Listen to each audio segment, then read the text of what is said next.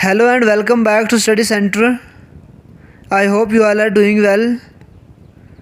Reasoning में आज जो इम्पॉर्टेंट टॉपिक रहने वाला है वो है क्लासिफिकेशन। क्लासिफिकेशन से जितने भी टाइप्स ऑफ क्वेश्चंस पूछे जाते हैं वेरियस एग्ज़ाम्स में वो हम सारे टाइप्स के साथ इसमें डील करने वाले हैं। सबसे पहले हम क्लासिफिकेशन के बेसिक्स पे काम करेंगे, बेसिक स्ट्रॉन्ग करेंगे। जो ही हम बेसिक क्लियर करेंगे उसके बाद किस तरह के टाइप ऑफ क्वेश्चंस पूछे जाते हैं वो हम प्रैक्टिस करेंगे। उसके बाद मैक्सिमम क्वेश्चंस डिस्कस करेंगे, मैक्सिमम क्वेश्चंस जो है वो प्रैक्टिस करेंगे। यानी कंप्लीट जो क्लासिफिकेशन है वो आपको इस सिंगल वीडियो में क्लियर हो जाएगा। आपके सारे के सारे कंसेप्ट्स क्लियर हो जाएंगे। उसके साथ साथ मैं आपको बोलूँगा कि एग्ज़ाम में आपको क्लासिफिकेशंस के जो क्वेश्चंस हैं उनके साथ कैसे डील करना है, ये सभी चीज़ें आज की इसी वीडियो में हम डिस्कस करने वाले हैं। तो ये जो सीरीज़ है ये मैंने VLW के लिए स्टार्ट की है। VLW के अलावा अगर आप JKAS CSET के लिए प्रिपेयर कर रहे हो तो वहाँ पे भी ये क्वेश्चंस पूछे जाते हैं। उसके अलावा SSC CGL या जिस भी एग्ज़ाम में ये टॉपिक्स मेंशन है उन सभी एग्ज़ाम्स के लिए ये हेल्पफुल रहने वाला है। एक बार हम VLW के सिलेबस पे नज़र दौड़ाते हैं कि क्या कुछ VLW के सिलेबस में और कहाँ तक हमने कंप्लीट कर दिया है। ये यहाँ पे आप देख सकते हो, general intelligence and reasoning, number series, letter series, semantic series, ये कुछ टॉपिक्स है। इसके अलावा एनालॉगी है, सीमेंटिक क्लासिफिकेशन है, सीमेंटिक एनालॉगी है, लॉजिकल रीजनिंग है। इसी तरह से क्लासिफिकेशन आप यहाँ पे देख सकते हो, ये है। इस क्लासिफिकेशन को आज हम करने वाले हैं। क्लासिफिकेशन में सीमेंटिक क्लासिफिकेशन भी हम आज करेंगे, सिंबॉलिक क्लासिफिकेशन भी, नंबर क्लासिफिकेशन भी और फिगरल क्लासिफिकेशन भी। ठीक है, जितने भी क्लासिफिकेशंस की टाइप्स है सारी आज की इस वीडियो में हम ख़त्म कर देंगे। तो चलिए डायरेक्टली आते हैं अब अपने टॉपिक के। इंपॉर्टेंट टॉपिक क्या आज है? आज का इंपॉर्टेंट टॉपिक है क्लासिफिकेशन।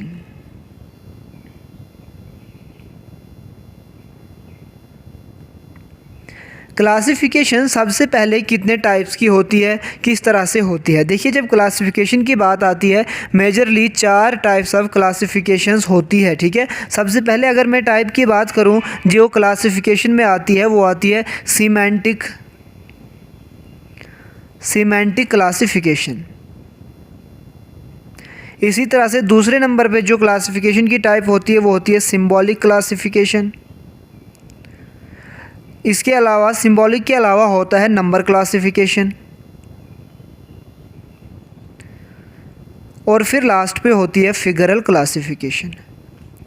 क्लासिफिकेशन में जो टाइप्स होती है वो इतनी ही टाइप्स होती है, यानी 4 मेजर टाइप्स होती है क्लासिफिकेशन की। ये जो semantic classification, symbolic classification and number classification है ये तीनों आ जाती है हमारे पास। जो वर्बल रीजनिंग है ये वर्बल रीजनिंग के पार्ट में आ जाती हैं और जो फिगरल क्लासिफिकेशन है ये जो नॉन वर्बल रीजनिंग होती है उस पार्ट में आ जाते हैं। सीमेंटिक क्लासिफिकेशन में ही हम पढ़ते हैं जो हमारे पास लेटर क्लासिफिकेशन होती है या जो वर्ड क्लासिफिकेशन होती है वो भी हम सीमेंटिक क्लासिफिकेशन के अंडर ही पढ़ते हैं। तो जितने भी टाइप्स होंगे हम सारे करेंगे। ठीक है, सबसे पहले हमने समझ लिया कि जो बेसिक क्लासिफिकेशन के टाइप्स होती है वो कितनी होती है। अब हम डायरेक्टली आ जाते हैं टाइप्स ऑफ क्वेश्चंस किस तरह से पूछे जाते हैं। ठीक है, टाइप ऑफ क्वेश्चंस। सबसे पहले आपको पूछा जाएगा choosing odd one out, choosing odd one out. सबसे जो टाइप 1 क्वेश्चंस पूछे जाएंगे वो पूछे जाते हैं ऑड वन आउट। कैसे? देखिए, एग्जांपल आपको दे दिया जाएगा, यहाँ पे आपको दे दिया जाएगा हॉर्स। मैं एग्जांपल बहुत आसान देता हूँ आपको। ठीक है, आपको क्वेश्चन दे दिया जाएगा ऑड वन आउट, हॉर्स दे दिया जाएगा, बी दे दिया जाएगा आपको काऊ, सी दे दिया जाएगा आपको गोट और डी दे दिया जाएगा आपको बर्ड। कुछ इस तरह से चीज़ें। ठीक है, आप देखिए काऊ भी क्या है, एनिमल है, हॉर्स भी क्या है, एनिमल है, गोट भी क्या है, एनिमल है, बर्ड अलग है। तो यहाँ पे हॉर्स क्या है, इसके अलावा अगर मैं बात करूँ यहाँ पे हॉर्स एक डोमेस्टिक एनिमल है, काऊ भी डोमेस्टिक एनिमल है, गोट भी डोमेस्टिक एनिमल है, लेकिन बर्ड अलग चीज़ है। इसीलिए हम बर्ड को यहाँ पे ऑड वन आउट में रख सकते हैं। यानी इस तरह का क्वेश्चन आ जाए हम आंसर क्या करेंगे, बर्ड। ठीक है, इतने आसान क्वेश्चन नहीं आते हैं, लेकिन बेसिक की जो ऑड वन आउट होता है वो किस तरह से आता है इसी तरह से आता है।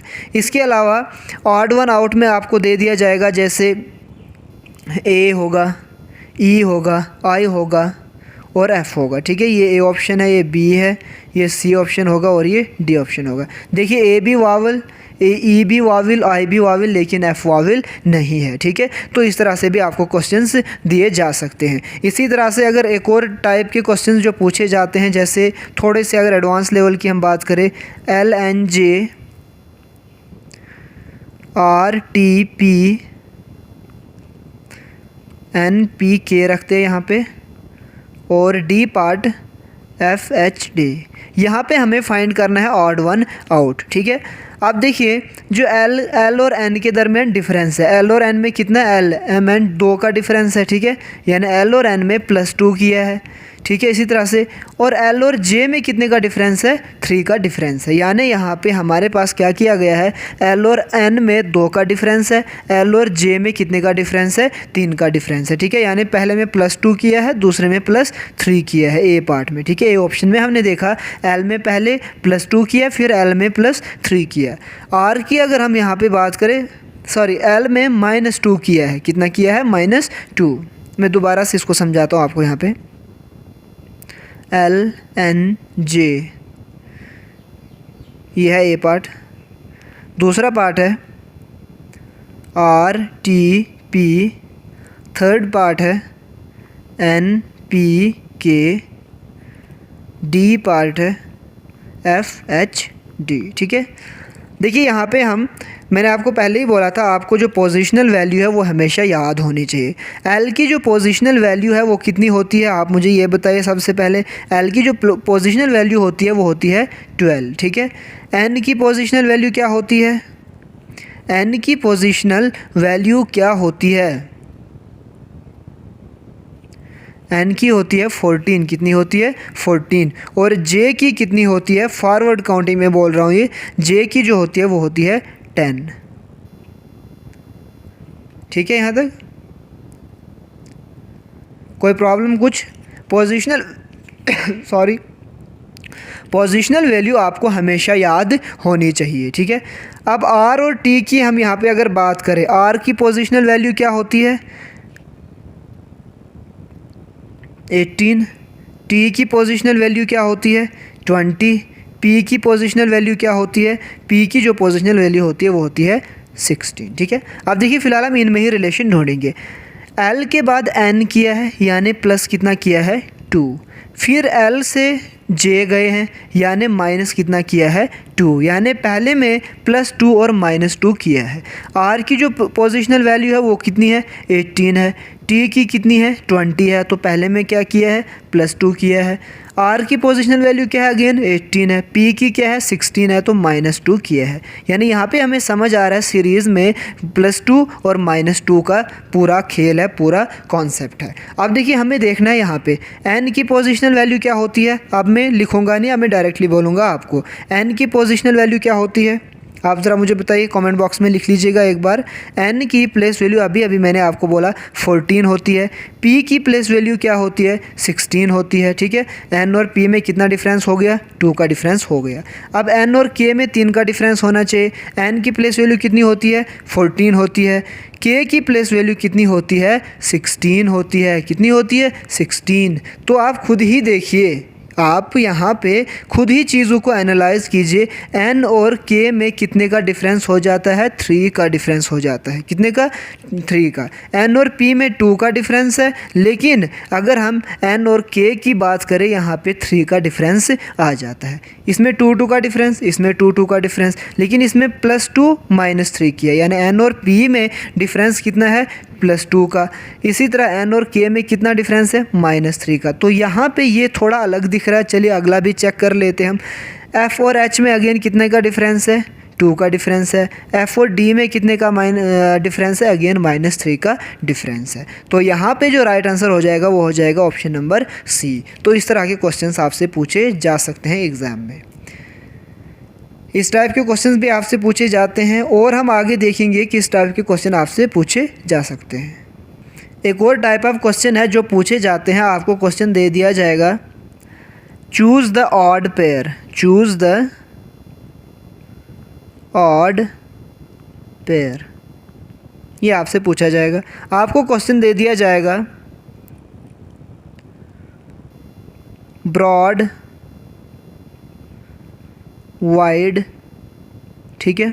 इसी तरह से आपसे अगला क्वेश्चन दे दिया जाएगा, ऑप्शन दे दिया जाएगा लाइट, हैवी, लाइट, हैवी, और दे दिया जाएगा आपको टीनी, स्मॉल, और अगला दे दिया जाएगा आपको बिग, लार्ज, बिग, लार्ज। आपसे बोला जाएगा इसमें ऑड पेयर कौन सा है, वही आपका आंसर होगा। तो आप देखिए ज़रा इसमें जो ऑड है वो कौन सा है।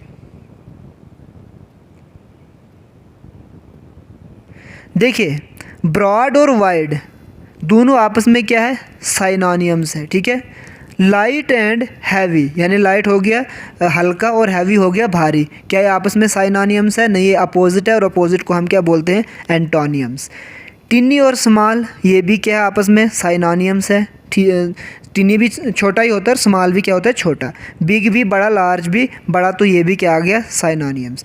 यानी ए पार्ट, सी पार्ट और जो डी ऑप्शन है ये तीनों क्या है, आपस में साइनोनियम्स है। लेकिन बी जो ऑप्शन है ये है आपस में एंटोनियम्स। तो ऑड कौन है इनमें, अलग कौन है इनमें, बी। तो इस पर्टिकुलर क्वेश्चन का जो राइट आंसर हो जाएगा वो हो जाएगा बी पार्ट। चलिए आगे अब आ जाते हैं हम डायरेक्ट एमसीक्यू में। जो एमसीक्यू पूछे गए हैं पीछे, जो प्रीवियस ईयर क्वेश्चन पेपर्स हुए थे उनमें पूछे गए थे, देखते हैं हम किस तरह के क्वेश्चंस पूछे जाते हैं। चलिए पहला क्वेश्चन यहाँ पे, select the correct option from the different, select the option which is different from the other 3 options. बोलते हैं हमें एक ऑप्शन सेलेक्ट करना है जो बाकी ऑप्शन से डिफरेंट होगा, अगेन समझो ऑड वन आउट ही है। मनमोहन सिंह, एपीजे अब्दुल कलाम, चरण सिंह, अटल बिहारी वाजपेयी, ठीक है। यहाँ पे आपको थोड़ी सी जनरल नॉलेज भी होनी चाहिए। मनमोहन सिंह क्या थे, हमारे prime minister. APJ Abdul Kalam president India के रह चुके हैं। चरण सिंह भी प्राइम मिनिस्टर रह चुके हैं। अटल बिहारी वाजपेयी भी प्राइम मिनिस्टर रह चुके हैं। तो यहाँ पे देखिए मनमोहन सिंह प्राइम मिनिस्टर, चरण Singh prime minister, Atal Bihari Vajpayee prime minister, लेकिन एपीजे अब्दुल कलाम जो है वो इंडिया के प्रेसिडेंट रह चुके हैं। तो एक्सेप्शन है ना, बाकियों से अलग है। तो हमारे पास जो क्वेश्चन नंबर 1 का राइट आंसर हो जाएगा APJ Abdul Kalam. I hope चीज़ें आपको यहाँ तक समझ आ रही है। अगर आपको कंसेप्ट अच्छा लग रहा है, चीज़ें समझ आ रही है, तो लाइक बटन को हिट कर दीजिए और सब्सक्राइब भी कर दीजिएगा। अगला question, in the list of the words given below 3 have some kind of similarity. जो 3 हमारे पास ऑप्शंस है उनमें कुछ न कुछ सिमिलैरिटी है। वाइल 1 इज़ ऑड, एक जो है वो बाकियों से ऑड है, अलग है। आइडेंटिफाई द ऑड वर्ड, अलग जो होगा वही आपका आंसर होगा। फॉल, काफ, किटन, बिच। अब देखिए जो फॉल होता है ना वो होता है यंग वन ऑफ हॉर्स, ठीक है। यानी हॉर्स के बेबी को हम क्या बोलेंगे, हॉर्स बेबी को क्या बोलेंगे हम, फॉल। काफ जो होता है वो होता है काऊ, ठीक है। हमारी गाय का जो बछड़ा होता है उसको क्या बोलते हैं, काफ। किटन की बात करें, कैट का जो यंग वन होता है उसको बोलते हैं हम किटन। लेकिन जो बिच होती है ये होती है फीमेल ऑफ डॉग। क्या होती है, फीमेल ऑफ डॉग। तो यहाँ पे देखिए हॉर्स का बेबी फॉल, काऊ का बेबी काफ, कैट का किटन, लेकिन डॉग का बेबी की जगह क्या दिया हुआ है, डॉग की फीमेल बिच दी हुई है। तो है ना ये बाकियों से अलग। तो इस पर्टिकुलर क्वेश्चन का राइट आंसर हो जाएगा 4, यानी क्वेश्चन नंबर 2 का जो आंसर हो जाएगा वो हो जाएगा बिच। आगे चलिए, in the following questions 3, 4 out of the 4, 5 alternatives some in a certain way are so form a group, find the odd one out that does not belong to the group। बोलता है इन 4 में से 3 को आपस में कुछ न कुछ रिलेशन है, या अगर 5 ऑप्शंस दिए हैं तो 4 को आपस में कुछ न कुछ रिलेशन है, एक ऑड है बाकियों से, उस ऑड को हमें फाइंड करना है, ठीक है। बहुत आसान से क्वेश्चंस है जो एग्ज़ाम में पूछे जाते हैं। SSC 10+2 में आया हुआ है। सन, मरकरी, मार्स, वीनस। आपको पता होगा मरकरी क्या है, हमारे पास ये प्लैनेट है। वीनस भी क्या है, प्लैनेट है। मार्स भी क्या है, प्लैनेट है। लेकिन सन क्या है, सन स्टार है। तो इसमें अलग कौन चीज़ है, सन। तो क्वेश्चन नंबर 1 का जो पर्टिकुलर इस क्वेश्चन का राइट आंसर हो जाएगा वो सन हो जाएगा। यहाँ पे देखिए क्लॉथ, प्लास्टिक, थ्रेड, कॉटन, ठीक है। यहाँ पे एक चीज़ देखिए, कॉटन, थ्रेड और क्लॉथ कहीं ना कहीं एक जैसे लग रहे हैं ना। एक जैसे क्यों लग रहे हैं? कॉटन से हम क्या बनाते हैं? थ्रेड। और थ्रेड से क्या बनाते हैं हम? क्लॉथ। लेकिन कॉटन, थ्रेड और क्लॉथ में प्लास्टिक आता है कहीं रिलेशन में? नहीं आता है। प्लास्टिक एक अलग चीज़ है। तो यहाँ पे अलग कौन सी है? प्लास्टिक है। तो हमारा राइट आंसर क्या हो जाएगा? प्लास्टिक। ये भी OPSC Odisha police public service commission यानी जो स्टेट लेवल का PSC होता है उसमें पूछा गया है ये वाला question. Question number 3, barter, purchase, sale, borrow. ठीक है, देखिए जो बार्टर सिस्टम होता है उसमें भी सेल एंड परचेज होती है। परचेज भी खरीदना हुआ और सेल बेचना हुआ, लेकिन बारो हो गया उधार। तो बाकी देखिए, बाकी 3 में क्या था? ट्रेड हो रहा था। ठीक है, लेकिन बारो जो है वो इसमें उधारी ली जा रही है, ट्रेड नहीं किया जा रहा है। ठीक है, तो यहाँ पे क्वेश्चन नंबर 3 का जो राइट आंसर हो जाएगा वो बारो हो जाएगा। अगला question, flower, stem, roots, branch. देखिए, अब अगर एक फ्लावर होता है उसके पार्ट्स क्या होते हैं? स्टिम होती है, रूट होती है, ब्रांच होती है। तो यानी ये जो बाकी 3 ऑप्शंस है ये है parts of flower, parts of flower. लेकिन पहले में फ्लावर खुद है, तो फ्लावर थोड़ा अलग है ना, ये मत है पार्ट फ्लावर का, फ्लावर खुद है। तो ये जो फ्लावर है बाकी से ऑड है, तो इसका भी राइट आंसर क्या हो जाएगा? फ्लावर हो जाएगा। आगे चलिए, sky, star, planet, comet, moon. इसका राइट आंसर क्या कीजिए, ये आप मुझे होमवर्क आप कमेंट बॉक्स में क्वेश्चन नंबर 5 का जो राइट आंसर है वो आप कमेंट बॉक्स में लिखोगे। ठीक है, चलिए अगले क्वेश्चंस और भी हम यहाँ पे डिस्कस करते हैं। देखिए, शिमला, ऊटी, दार्जिलिंग, आगरा, इनमें क्या ऑड है? ये पूछा गया है BSSC CGL 2015 में ये वाला क्वेश्चन। शिमला आपको पता है हिल स्टेशन है, दार्जिलिंग भी क्या है? हिल स्टेशन है, ऊटी भी क्या है? हिल स्टेशन है, आगरा हिल स्टेशन नहीं है। तो यही हो जाएगा हमारा राइट आंसर। देखिए, जो क्लासिफिकेशन है उसको सॉल्व करने के लिए आपको थोड़ी बहुत जो है वो इन्फॉर्मेशन हर चीज़ के बारे में होनी चाहिए, जनरल नॉलेज थोड़ी आपको पता होनी चाहिए। अगला question, bridge, escalator, ladder and staircase. देखिए, ब्रिज को अभी हम डिस्कस करेंगे। एस्केलेटर की अगर हम बात करें, हमें एक फ्लोर से दूसरे फ्लोर जाना होगा, हम किसका यूज़ कर सकते हैं? एस्केलेटर का। अगर हमें एक फ्लोर से दूसरा फ्लोर में चढ़ना होगा, हम लैडर का इस्तेमाल कर सकते हैं, स्टेयरकेस का यूज़ कर सकते हैं। लेकिन जो ब्रिज है वो हमें एक फ्लोर से दूसरे फ्लोर में नहीं ले जा सकते, ये 2 चीज़ों को कनेक्ट करता है। लेकिन बाकी जो 3 चीज़ें थी, एस्केलेटर, स्टेयरकेस और लैडर थे, ये एक फ्लोर से दूसरे फ्लोर या हम ऊपर चीज़ों को अगर हमें टॉप पे जाना होगा तो हम इनकी मदद से जा सकते हैं। तो ये 3 तो सेम है, तीनों फर्स्ट फ्लोर से सेकंड फ्लोर या सेकंड से थर्ड सो ऑन जा सकते हैं। लेकिन ब्रिज जो 2 चीज़ों को कनेक्ट कर रहे हैं, इसीलिए ब्रिज इनमें जो है वो अलग है। टायर्ड, टायर्डी, स्लो, लेट, ये भी इसी टाइप का क्वेश्चन है, ये भी आप खुद से करिएगा। इस्लामाबाद, काबुल, कैनबरा, सिडनी, ये भी सेम टाइप का क्वेश्चन है। Mother in law, nephew, grandson, grandfather, ये भी आपको इसी टाइप के क्वेश्चन देखने को मिलेंगे। इसीलिए आपको खुद से प्रैक्टिस करने हैं, क्योंकि मैं अगर ये यहाँ पे प्रैक्टिस करूँगा, आज हमारा बेसिक्स है, आज हम बेसिक्स जब कंप्लीट करेंगे फिर मैं प्रैक्टिस सेट लेके आऊँगा, उसमें हम मैक्सिमम क्वेश्चंस को डिस्कस करेंगे, प्रैक्टिस करेंगे। आज प्रैक्टिस सेट नहीं है, इसीलिए मैं ज़्यादा प्रैक्टिस नहीं करा रहा हूँ, आप पे छोड़ रहा हूँ ये सारी प्रैक्टिस। फिर से in the following question some group of letters all of which except one share common which one is different. ठीक है, तो क्वेश्चन थोड़ा कट हो गया है, इसके लिए सॉरी। बोला है यहाँ पे हमारे पास 4 जो है वो अल्फ़ाबेट दिए हुए हैं, 4 अल्फ़ाबेट में कुछ न कुछ रिलेशन है। 4 जो ऑप्शंस है इनमें सारे अल्फ़ाबेट्स में आपस में कुछ न कुछ रिलेशन है, जो सेम रिलेशन है, और एक इनमें है जिनका रिलेशन बाकी से अलग है, वो फाइंड करना है हमें, यानी सिंपली ऑड वन आउट यहाँ पे भी पूछा गया है। ठीक है, चलिए देखते हैं, अब आते हैं इसके आंसर पे। पहले आप खुद से थोड़ा सा पॉज करके ऑब्जर्व कीजिए चीज़ों को। देखिए, अब आपको प्लेस वैल्यूज़ या पोजिशनल वैल्यू अल्फ़ाबेट की ऐसी होनी चाहिए, आज जैसे आपको M आया आपको एकदम स्ट्राइक करना चाहिए, आपको लिखने की ज़रूरत नहीं पड़नी चाहिए, जो ही आपको आएगा तो आप एकदम से कर लीजिएगा। ठीक है, M की प्लेस वैल्यू क्या है? 13, n की प्लेस वैल्यू क्या है यहाँ पे 14, और अगर w की हम प्लेस वैल्यू यहाँ पे देखेंगे तो कितनी हो जाती है 23। ठीक है, m की कितनी थी 13, n की कितनी थी 14, w की कितनी थी 23। ये आपको याद करनी है ताकि आप वहाँ पे माइंड में कर लोगे, लिखने की ज़रूरत नहीं है। इसमें डिफरेंस कितने का है 1 का, इसमें डिफरेंस कितने हैं 9 का। ये ए ऑप्शन का सीन है। इस तरह से बी ऑप्शन की तरफ जाते हैं अब।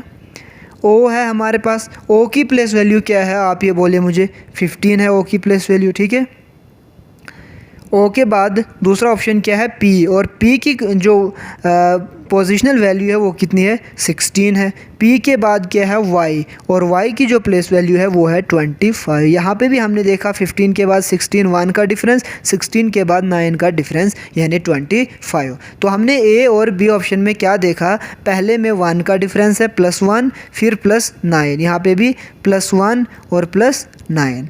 सी ऑप्शन की तरफ जाते हैं।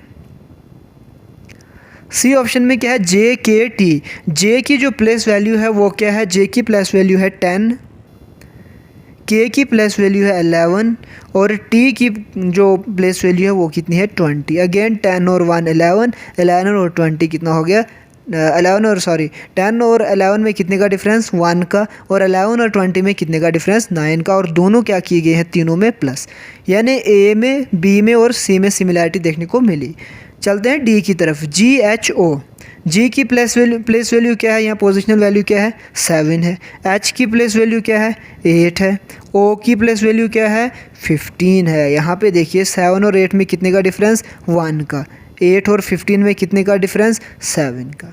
तो यही जो हमारा डी ऑप्शन है ये हो जाएगा राइट आंसर, क्योंकि सब में +1 +9 था लेकिन डी में +1 +7 है। तो यही इसलिए क्वेश्चन नंबर जो ये वाला टाइप का क्वेश्चन नंबर 1 है इसका राइट आंसर हो जाएगा डी। ये भी आपको ओडिशा पब्लिक सर्विस कमीशन 2018 में पूछा गया क्वेश्चन है, इसीलिए मैं आपको बोलता हूँ अगर आप CSET के लिए भी प्रिपेयर कर रहे हो तो ये वाली सीरीज़ आपके लिए बहुत ज़्यादा हेल्पफुल रहने वाली है। आपका रीजनिंग से एक भी क्वेश्चन नहीं जाएगा अगर आप इस सीरीज़ को कंप्लीट वॉच करोगे। VLW की अगर बात करें यहाँ पे तो गारंटी है, अगर आप पूरी सीरीज़ देख लोगे ना एक भी क्वेश्चन आपका रीजनिंग में नहीं छूटने वाला है। चलिए अगला क्वेश्चन देखिए, आपको एग्ज़ाम में इस तरह से नहीं करना है, आपको एग्ज़ाम में डायरेक्टली देखना है, जल्दी करना है। आपको इस तरह से प्लेस वैल्यू लिखने की वहाँ पे ज़रूरत नहीं पड़नी चाहिए, वहाँ पे आपको टिप्स पे होनी चाहिए प्लेस वैल्यू। ठीक है, यहाँ पे अगर मैं फिर से बात करूँ, एच की प्लेस वैल्यू कितनी होती है 19, के की प्लेस वैल्यू कितनी होती है 11 होती है, आई की प्लेस वैल्यू कितनी होती है 9 होती है। ठीक है, 19 कुछ गलत हुआ, एच की प्लेस वैल्यू कितनी होती है 8 होती है। एच की प्लेस वैल्यू कितनी होती है 8, के की प्लेस वैल्यू कितनी है 11। इसी तरह से तीसरा क्या है, आई की जो प्लेस वैल्यू है वो कितनी है 9।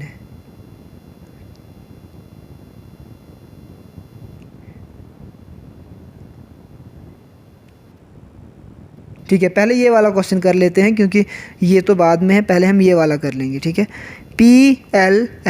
PLH, अगर मैं यहाँ पे P की बात करूँ, P की प्लेस वैल्यू कितनी होती है 16 होती है। L की प्लेस वैल्यू कितनी होती है 12 होती है। इसी तरह से तीसरा क्या, H की जो प्लेस वैल्यू होती है वो होती है 8। तो 16 और 12 में कितना डिफरेंस 4 का, यानी -4। 12 और 8 में अगेन कितने की डिफरेंस -4 का डिफरेंस, 4 का डिफरेंस लिया गया है यहाँ पे। दूसरे में हम देखेंगे MHD में, यहाँ पे हमने देखा 4 का डिफरेंस था। ठीक है, B में अगर हम देखें MHD, M की प्लेस वैल्यू कितनी होती है, M की होती है 13, H की प्लेस वैल्यू कितनी होती है 8 होती है, D की प्लेस वैल्यू कितनी होती है 4 होती है। यहाँ पे अगर हम बात करें -5 -4, पहले में था 4 लेकिन इसमें -5 और -4 है, तो फिलहाल के लिए हम इसको रख लेते हैं अलग से क्योंकि हमें बाकी भी चेक करने हैं। ठीक है, अगर मैं यहाँ पे NIF की बात करूँ, NJF की बात करूँ, N की जो पोजिशनल वैल्यू होती है वो कितनी होती है, N की पोजिशनल वैल्यू होती है 14, कितनी होती है 14। J की प्लेस वैल्यू कितनी होती है 10, और अगर मैं यहाँ पे बात करूँ F की प्लेस वैल्यू होती है 6, यानी -4 और -4। इसी तरह से अगला देखिए आप KGC है, K की प्लेस वैल्यू कितनी होती है 11 होती है। G की प्लेस वैल्यू क्या होती है 7 होती है, और इसी तरह से C की प्लेस वैल्यू क्या होती है 3, यानी -4 -4। हमने देखा यहाँ पे ए में भी -4 का कंसेप्ट था, सी में भी -4 का कंसेप्ट था, डी में भी -4 का कंसेप्ट था, लेकिन बी में हमने देखा पहले -5 किया गया था, फिर -4 किया गया था, तो यही हमारा ऑड वन आउट हो जाएगा। अगला क्वेश्चन ये है HKI।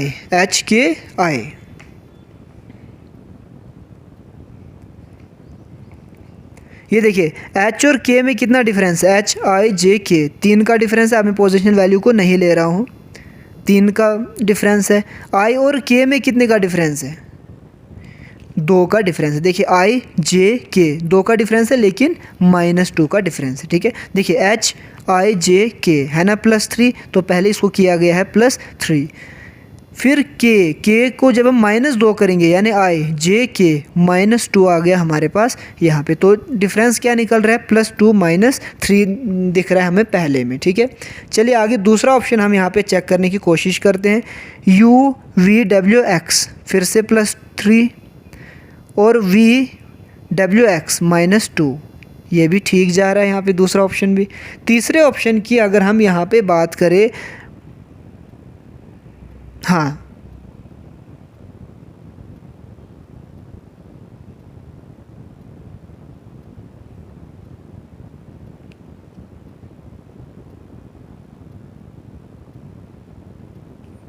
तो ये हो गया पहला और दूसरा ऑप्शन। सी की बात करें हम, CDEF +3 EF -2 किया है ना, देखिए CDEF +3 DEF -2। ठीक है, यहाँ पर भी M की बात करें, MNOPQ कितना प्लस कर दिया है, 5, तो यहाँ पे यही हो जाएगा हमारा आंसर। आगे चेक करने की ज़रूरत नहीं है, D is the right answer of this particular question. I hope चीज़ें आपको समझ आ रही है। बाकी ये क्वेश्चन सारे इसी पैटर्न पे है, आप ट्राई करके कमेंट बॉक्स में इसका आंसर लिख लीजिएगा। एक और टाइप ऑफ क्वेश्चन है जो नंबर क्लासिफिकेशन हमने देखी थी। देखिए 144, 169, 196, 210।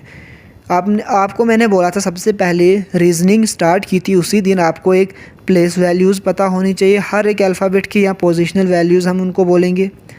इसके अलावा आपको फॉरवर्ड और बैकवर्ड दोनों में आपको प्लेस वैल्यूज़ पता होनी चाहिए। इसके साथ साथ जो है वो अपोजिट हर एक अल्फ़ाबेट का आपका पता होना चाहिए।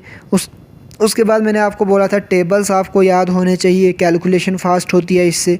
और स्क्वायर रूट मैंने आपको बोला था अप टू 20 याद होने चाहिए, और क्यूब रूट एट लीस्ट 15 तक आपको याद होने चाहिए। ये चीज़ें आपको बहुत ज़्यादा हेल्प करेंगे। यहाँ पे देखिए अगर आपको स्क्वायर रूट याद है ना, 144, 169, 196, ये 12 का स्क्वायर, ये 13 का स्क्वायर, ये 14 का स्क्वायर, 2010 किसी का भी नहीं स्क्वायर, तो यही हो जाएगा हमारा राइट आंसर। कितना जल्दी आ जाएगा, लेकिन अगर आपको स्क्वायर रूट याद होता नहीं होगा, फिर आप इसको पता नहीं किस किस तरीके से करोगे, और आपके ये 10 मिनट, 5 मिनट या 3 मिनट भी अगर रीजनिंग का क्वेश्चन लेता है, आप समझो वो आपको नुकसान दे के जाएगा, क्योंकि इसमें आपको लगने चाहिए मैक्सिमम 30 सेकेंड। और अगर आप मेरे साथ रीजनिंग एंड तक पढ़ोगे, पढ़ने के बाद प्रैक्टिस भी करोगे, ऐसा नहीं पढ़ ही लेना है, तो गारंटी है आप 30 सेकेंड के अंदर अंदर सारे के सारे क्वेश्चंस टाइप ऑफ क्वेश्चंस कर पाओगे। ठीक है, बाकी इसी तरह के ये भी इसी टाइप के क्वेश्चंस है, ये भी आप प्रैक्टिस कीजिए। ये मैं यहाँ पे नहीं कराऊंगा, आप कमेंट बॉक्स में इसका आंसर लिखिए, क्वेश्चन नंबर 52, 3, 4, 5 सब का,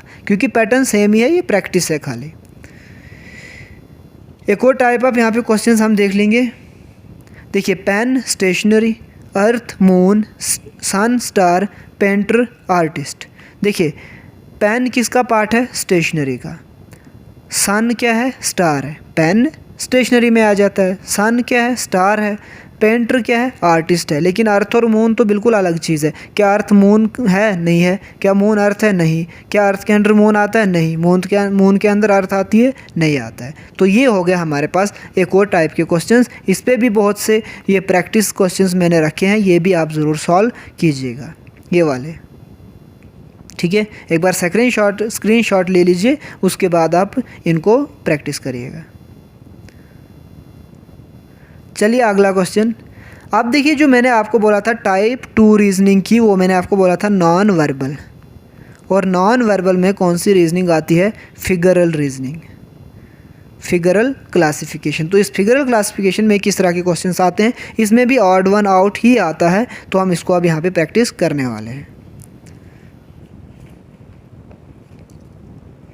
देखिए सबसे पहले हमारे पास question number 32, circle circle circle circle circle circle circle circle circle circle सब में है, ठीक है।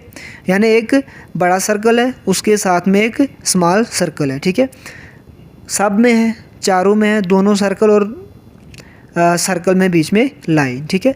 अब देखिए यहाँ पे सर्कल में ये जो लाइन है ये है यहाँ पे हॉरिजॉन्टल और यहाँ पे वर्टिकल, यहाँ पे हॉरिजॉन्टल, यहाँ पे वर्टिकल, यहाँ पे हॉरिजॉन्टल, यहाँ पे वर्टिकल, यहाँ पे हॉरिजॉन्टल, यहाँ पे वर्टिकल, यहाँ पे हॉरिजॉन्टल, यहाँ पे हॉरिजॉन्टल। खुद ही समझ आ गया आपको। बाकियों में हमने देखा एक लाइन वर्टिकल थी, एक लाइन हॉरिजॉन्टल थी, ठीक है। यानी इस तरह से एक अगर हॉरिजॉन्टल थी तो दूसरी क्या थी, वर्टिकल। लेकिन यहाँ पे दोनों लाइंस को क्या कर दिया है, हॉरिजॉन्टल। तो ऑड कौन है इनमें, यही है। तो क्वेश्चन नंबर 32 का राइट आंसर क्या हो जाएगा, ABCDE हो जाएगा। क्या हो जाएगा इसका राइट आंसर, ई पार्ट। चलिए क्वेश्चन नंबर 33, एक स्क्वायर जो है वो पेंटेड है, एक अनशेडेड है, एक शेडेड है, एक अनशेडेड है, shaded unshielded, shaded unshielded, shaded unshielded, shaded unshielded, ठीक है। अब देखिए सेंटर में जहाँ पे ये दोनों पॉइंट्स इंटरसेक्ट करते हैं वहाँ पे एक स्क्वायर है, यहाँ पे भी एक स्क्वायर है, अनशेडेड है, शेडेड है, यहाँ पे दो स्क्वायर है और यहाँ पे भी एक स्क्वायर है, यहाँ पे भी एक स्क्वायर है। हमने देखा बाकी 5 डायग्राम्स में जो है वो जहाँ पे ये दोनों लाइंस हॉरिजॉन्टल और वर्टिकल इंटरसेक्ट करती है वहाँ पे क्या है, एक स्क्वायर है। किसी में स्क्वायर शेडेड है, किसी में अनशेडेड है, लेकिन सिंगल स्क्वायर ही है। सी में हमारे पास 2 स्क्वायर देखने को मिल जाते हैं, इसीलिए इसमें जो ऑड वन हो जाएगा वो कौन सा हो जाएगा, सी हो जाएगा। चलिए क्वेश्चन नंबर 34 की तरफ। ट्रायंगल के साथ एक डॉट, स्क्वायर में 2 डॉट, स्क्वायर में 2 डॉट, 1 2 3 4 5। जो पेंटागन है उसमें कितने स्टार रखे गए हैं, 3। इसी तरह से ये हो गया हमारे पास 1 2 3 4 5 6 साइड है तो कितने रखे गए हैं इसमें, 5, ठीक है। पेंटागन, हेक्सागन वगैरह हमारे पास दिया हुआ है, ठीक है। अब देखिए इस चीज़ को भी आप एनालाइज कीजिए बहुत अच्छे से, ठीक है।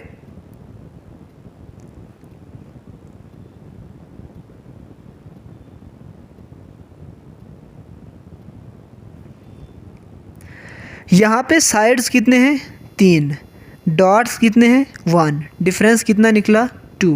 यहाँ पे साइड्स कितनी है, 1 2 3 4 और डॉट्स कितने हैं, 2। फिर से डिफरेंस कितना निकला, 2। यहाँ पे साइड्स कितने हैं, 1 2 3 4 और डॉट्स कितने हैं, 2। डिफरेंस कितना निकला, फिर से 2।